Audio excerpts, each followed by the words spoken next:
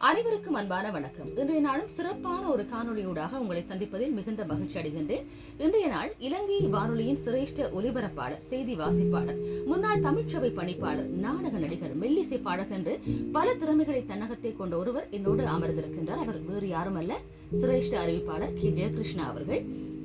வணக்கம் ஜெயகிருஷ்ணா அவர்களே. வணக்கம் சகோதரி ராதிகா. ஆமாம், இந்த வானொலி பயணம் என்று சொல்லும் போது பலருக்கும் பலவிதமான அனுபவங்கள் இருக்கும். ஆனால் நாங்கள் ரசித்த ஒரு குரல், இன்று வரை ரசித்துக் கொண்டிருக்கும் ஒரு குரலுக்கு சொந்தக்காரர் அவர். எனவே தனது இலங்கை வானொலியின் நூற்றாண்டை நோக்கிய இந்த பயணத்தில் அவரது அனுபவங்களை இப்போது அவர் பகிர்ந்து கொள்கிறார். அனுபவம் என்று சொல்லும் பொழுது ராதிகா, 1 வருடம், 2 வருடம், 5 வருடம், 10 வருடம் அல்ல, 48 வருடங்கள் பூர்த்தியாகி இருக்கிறேன். 48 வருட அனுபவம் இந்த ஒலிபரப்பிலே மட்டும். ஆகவே இந்த 48 வருடங்களில் பலவிதமான அனுபவங்கள் எனக்கு இருக்கின்றன. இன்றும் நாங்கள் ஒரு நல்ல ஒலிபரப்பாளனாக இருக்கிறோம் என்று சொன்னால் அதற்கு காரணமே இந்த இலங்கை வானொலி தான். நிச்சயமாக இந்த இலங்கை வானொலியின் பெயர் என்று எங்களோடு ஒட்டிக்கொண்டதோ அன்றுதான் நாங்கள் உயர்வடைய ஆரம்பித்தோம், புகழடைய ஆரம்பித்தோம், ஏன் பணம் கூட நாங்கள் சம்பாதிக்க ஆரம்பித்தோம். காரணம், நாங்கள் ஒரு ஒலிபரப்பாளனாக, ஒரு அறிவிப்பாளனாக, நீங்கள் கூறியதை போன்று பல வழிகளிலும் நாங்கள் பிரபல்யம் அடையும் பொழுது அந்த பிரபல்யம் என்பது எங்களை பல திசைகளுக்கும் கொண்டு சென்றது. அதில் ஒன்று விளம்பரத்துறை.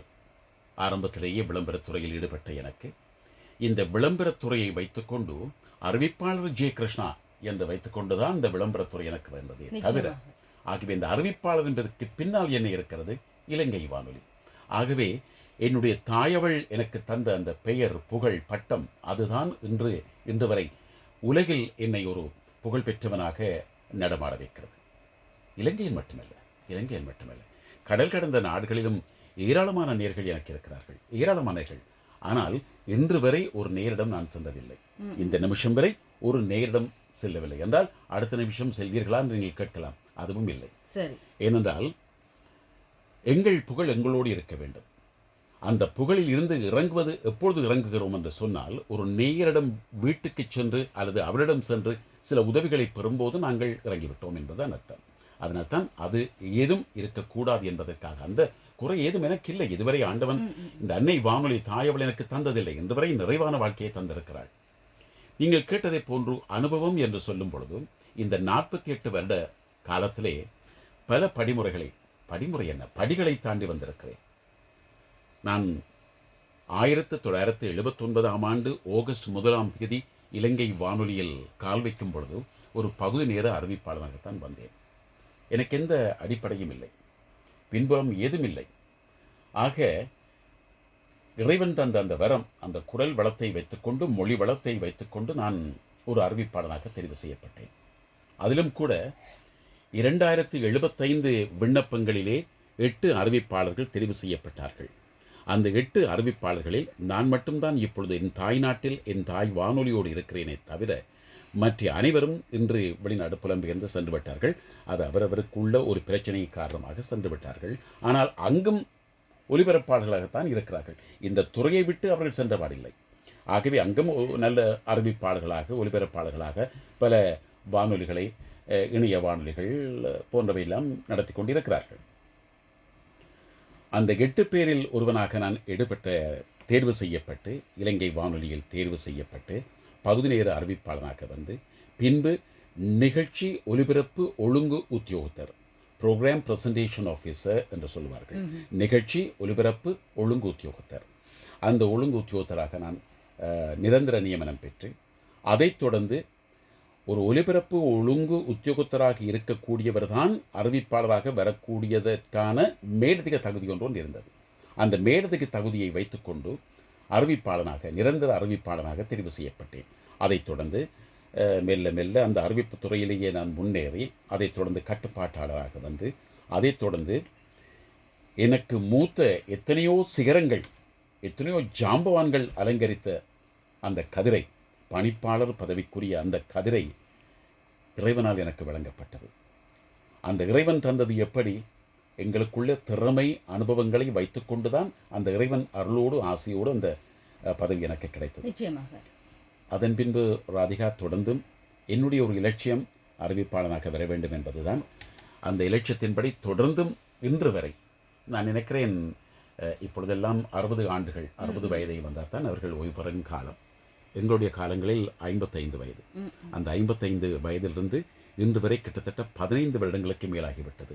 இன்றும் நான் ஒரு பகுதி நேர அறிவிப்பாளராக என் தாய் வானொலியோடு தான் நான் இணைந்து கொண்டேன். ஆமாம், அந்த சிறிய வயதிலிருந்து நான் வானொலி கேட்ட காலத்திலிருந்தே உங்கள் குரல் வந்து அப்படியே இருக்கிறது, ஒரு கம்பீரமான குரல். அந்த குரலுக்குரியவர் நீங்கள். எல்லோருக்குமே பிடித்தமான ஒரு அறிவிப்பாளர், சிரேஷ்ட அறிவிப்பாளர். நாங்கள் அதை இந்த வேளையை நினைவுபடுத்த வேண்டும்.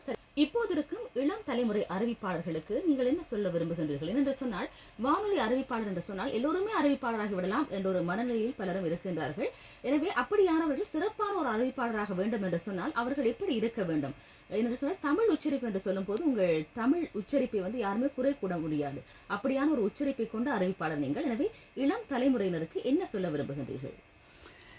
நல்லதொரு கேள்வியம்மா நீங்கள் கேட்டிருப்பது நல்லதொரு கேள்வி. ஏனென்றால் எங்களுடைய காலங்களில் வளர்ந்து வரக்கூடிய அறிவிப்பாளருக்கு நாங்கள் என்ன சொல்லலாம்? என்னை பொறுத்தவரையிலே நாங்கள் தமிழ் மொழியை தாய்மொழியாக கொண்டவர்கள். ஆகவே இந்த தமிழ் மொழி தாய்மொழி என்று சொல்லும் பொழுது அந்த தாய்மொழிக்கு ஒரு அழகு இருக்கிறது, தமிழுக்கே ஒரு அழகு இருக்கிறது. அந்த தமிழின் அழகு மங்கி போகாமல் தமிழை தமிழாக நாங்கள் பேச வேண்டும்.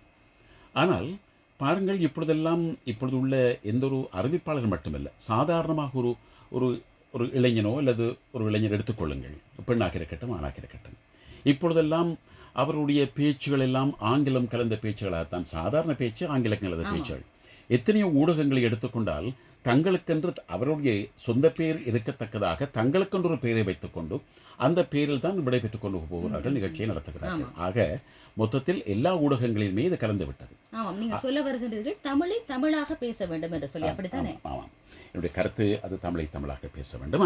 நான் அதற்காக எங்களுடைய அறிவிப்பாளர்கள், இப்பொழுது உள்ள இளம் அறிவிப்பாளர்கள் கூட ஒரு சில தவறுகள் இருக்கலாம். ஆனால் அந்த தவறுகளை உரிய முறையிலே நாங்கள் அவர்களுக்கெல்லாம் வானொலியிலே ஒலிபரப்பை பொறுத்தவரை, எங்கள் அனுபவத்தை பொறுத்தவரை அவருடைய வயதை பார்த்தால் நாங்கள் தந்தை போவோம். நீங்கள் கற்றுக் கொடுக்க வேண்டும். ஆகவே அதற்கு என்ன செய்ய வேண்டும்? உரிய இடத்தில் உரிய முறையில் அவர்களை அழைத்து அழகாக அன்பாக சொல்லிக் கொடுத்தால் எந்த பிள்ளையும் திருந்தும், எந்த பிள்ளையும் அழகாக தமிழ் பேசும். ஒரு கிளி சாதாரண 5 அறிவு படைத்த ஒரு கிளியே நாங்கள் சொல்லிக் கொடுக்கும் தமிழை அழகாக சொல்லுகிறது என்றால் எங்கள் பிள்ளைகள் சொல்ல மாட்டார்களா? சொல்லுவார்கள்.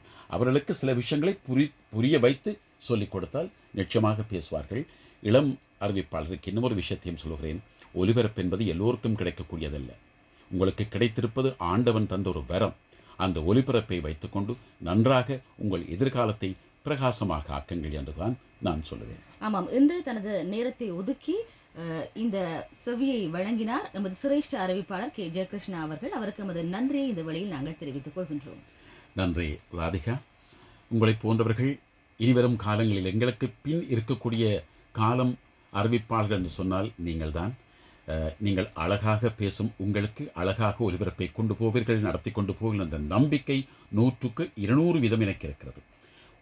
உங்களை தொடர்ந்து வரக்கூடியவர்களுக்கு நீங்கள் அழகாக சொல்லிக் கொடுப்பீர்கள் என்ற நம்பிக்கை இருக்கிறது. ஏனென்றால் நீங்கள் இனிமேல் இந்த ஒலிபரப்பை கொண்டு செல்ல வேண்டியவர்கள் நீங்கள். ஆகவே உங்களுக்கும் எனது மனமார்ந்த வாழ்த்துக்களையும் கூறி, இறைவன் எனக்கு தந்த இந்த வரம், இந்த சந்தர்ப்பத்தை, நீங்களும் எனக்கு தந்த இந்த சந்தர்ப்பத்தையும் உங்களுக்கும் கூறிக்கொண்டு விடை பெற்றுக் கொள்கிறேன். தமிழ் வாழ்க என்று சொல்லி விடைபெறுவது உங்கள் அன்பின் கே ஜெயகிருஷ்ணா. வணக்கம் நேயர்களே.